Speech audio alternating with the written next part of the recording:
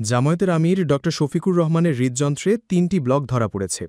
তার বাইপাস সার্জারির প্রয়োজন বলে জানিয়েছেন চিকিৎসকরা। এ বিষয়ে আগামীকাল বৃহস্পতিবার সিদ্ধান্ত নেওয়া হবে। জামায়াত আমিরের ব্যক্তিগত সেক্রেটারি নজরুল ইসলাম বিষয়টি নিশ্চিত করেছেন। তিনি বলেন, ড শফিকুর রহমানের অ্যাঞ্জিওগ্রাম করার পর হার্টে ৩টি ব্লক ধরা পড়েছে। চিকিৎসকদের পরামর্শ অনুযায়ী তিনি এখন হাসপাতালে ভর্তি আছেন। ঐতিহাসিক সোহরাওয়ার্দী উদ্যানে জামায়াতের সমাবেশে অসুস্থ হয়ে মঞ্চে পড়ে গেছেন দলটির আমির ডা শফিকুর রহমান। শেষ পর্যন্ত তিনি মঞ্চে বসে বক্তৃতা শেষ করেন। এর আগে গত ১৯ জুলাই বিকেলে ঐতিহাসিক সোহরাওয়ার্দী উদ্যানে দলটির সমাবেশে বক্তৃতা দেওয়ার সময় অসুস্থ হয়ে মঞ্চে পড়ে যান ডা শফিকুর রহমান। তখন মঞ্চে উপস্থিত অন্যান্য নেতারা দৌড়ে আসেন এবং তাকে ঘিরে ধরেন। এরপর বক্তৃতা দিতে আবারও ডায়াসে দাঁড়ান তিনি, তখন ফের পড়ে যান তিনি। তারপর বসেই বক্তৃতা দেন তিনি। এরপর তাকে রাজধানীর একটি হাসপাতালে ভর্তি করা হয়। সেখানে চিকিৎসা শেষে বাড়ি ফেরেন তিনি।